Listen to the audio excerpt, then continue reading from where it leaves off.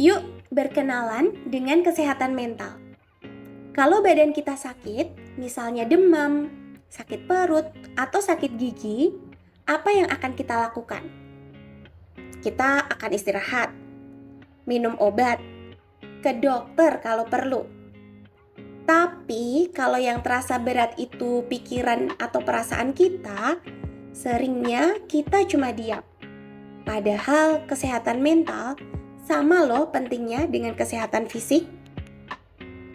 Kesehatan mental bukan cuma soal tidak gila, bukan juga cuma soal depresi. Orang yang sehat mental bukan berarti ia selalu bahagia dan tidak pernah merasa sedih.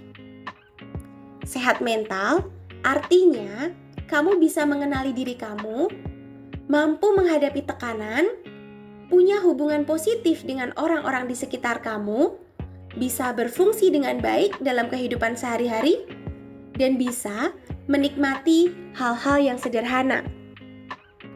Tahukah kamu, data menunjukkan banyak remaja mengalami gejala depresi dan gejala kecemasan. Bahkan 50% gangguan jiwa dimulai sebelum usia 14 tahun. Bukan bermaksud menakut-nakuti, tapi artinya ini masalah yang nyata dan perlu diperhatikan.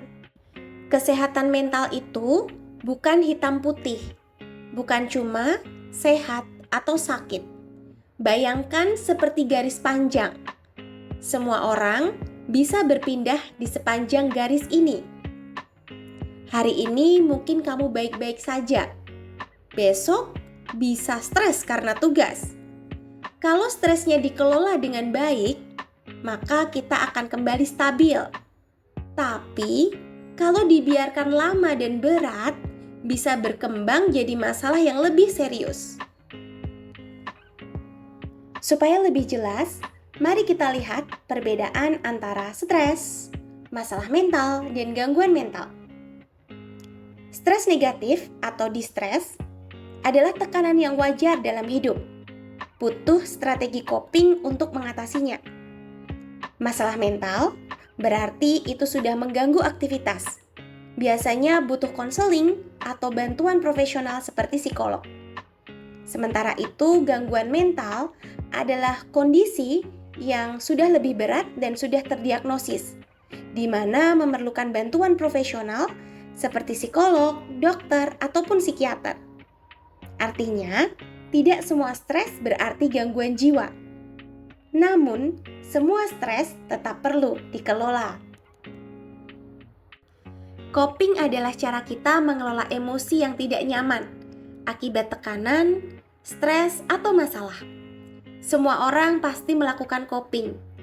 Yang jadi pertanyaan, apakah coping yang kita lakukan itu sehat atau tidak sehat? Contoh coping yang sehat diantaranya berolahraga, bercerita, journaling, relaksasi, berdoa, serta fokus mencari solusi. Sedangkan coping yang tidak sehat contohnya melukai diri sendiri, merokok dan minum alkohol, kabur dari rumah, marah berlebihan mungkin sampai melukai orang lain, serta menghindari masalah terus-menerus. Kadang, cara yang terasa lega cepat belum tentu sehat untuk jangka panjang. Mengelola pikiran penting untuk menjaga kesehatan mental. Kita perlu paham satu hal, pikiran memengaruhi perasaan. Perasaan mempengaruhi perilaku. Contohnya, kamu berpikir, aku bodoh, aku gak akan bisa. Maka perasaan yang muncul adalah sedih, cemas, takut. Dan perilaku yang terjadi, menunda belajar ataupun menghindar. Tapi, kalau pikiran itu diubah jadi, aku belum bisa, tapi aku bisa belajar.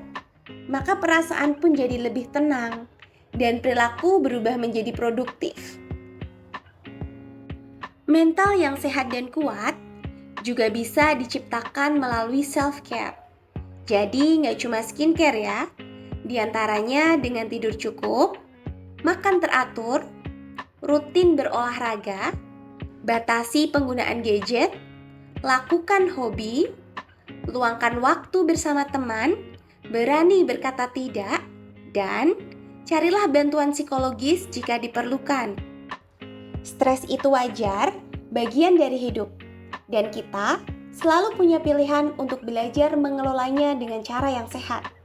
Di video berikutnya, kita akan bahas, kalau kamu atau temanmu tidak baik-baik saja secara mental, apa yang bisa dilakukan?